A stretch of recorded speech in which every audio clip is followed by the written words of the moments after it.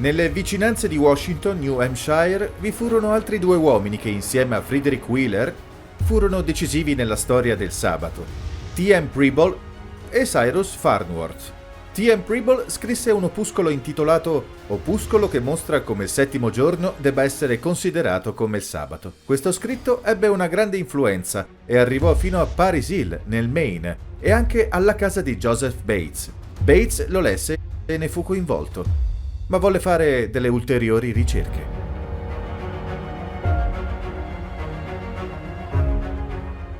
Joseph Bates sentì parlare di un gruppo che osservava il sabato a Washington, New Hampshire, e prima di adottare qualsiasi importante cambiamento decise di fargli visita. Viaggiò in treno e in diligenza sino alla città di Hillsborough, dove viveva Frederick Wheeler. Nonostante fosse arrivato alle 10 di sera, fu invitato ad entrare e disse di voler esaminare ogni argomento nella Bibbia a favore del sabato. Quella notte i due uomini studiarono insieme e parlarono sino al mattino. Joseph Bates prese appunti. Al mattino si inginocchiarono entrambi per pregare e dedicarono le loro vite a predicare la verità del sabato.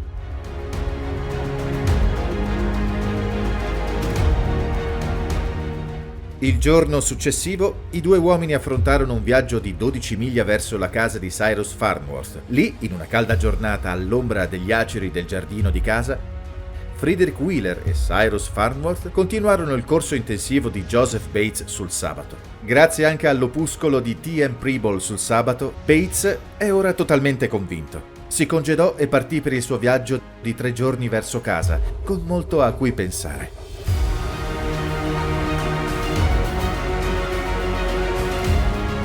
Era quasi giunto a Fairhaven quando, tornando a piedi verso casa dalla stazione dei treni, incontrò il suo vicino James Madison Monroe Hall sul ponte che da New Bedford porta a Fairhaven. Bates fu accolto con la domanda «Notizie, capitano Bates?», a cui rispose «La notizia è che il settimo giorno è il sabato». Dopo una breve conversazione, Bates organizzò un incontro con il signor Hall e gli altri avventisti per studiare questo argomento. Il sabato successivo, il signor Hall iniziò a osservare il sabato e sua moglie lo seguì la settimana seguente. Bates fu fondamentale nell'adozione del sabato tra gli avventisti delusi. Sentiva una particolare responsabilità nell'insegnare questo argomento e l'opuscolo che scrisse fu determinante nel convincere molte persone, in particolare James ed Ellen White.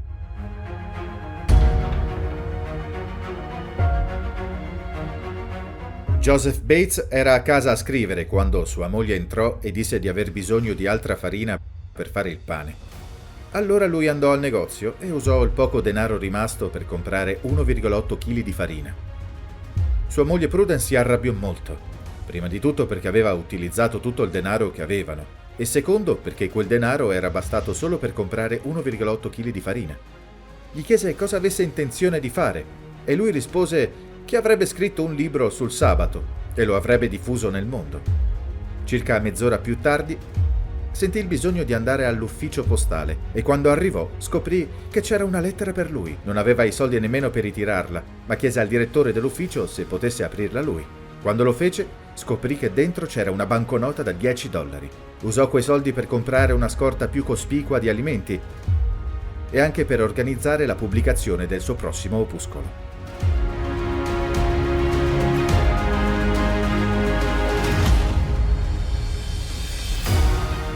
Nel giro di qualche anno, la verità del sabato crebbe considerevolmente.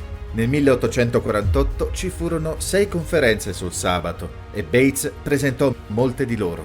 Dopo la grande delusione del 1844 e la dispersione che i vari venti di dottrina causarono in seguito, Dio stava usando questa verità per riunire la sua gente. Proverbi 4, versetto 18 dice «Ma il sentiero dei giusti è come la luce dell'aurora, che risplende sempre più radiosa fino a giorno pieno». Dio stava lentamente conducendo il suo popolo a una piena comprensione della sua parola. Che possiamo seguire Dio mentre ci guida, giorno per giorno, passo dopo passo.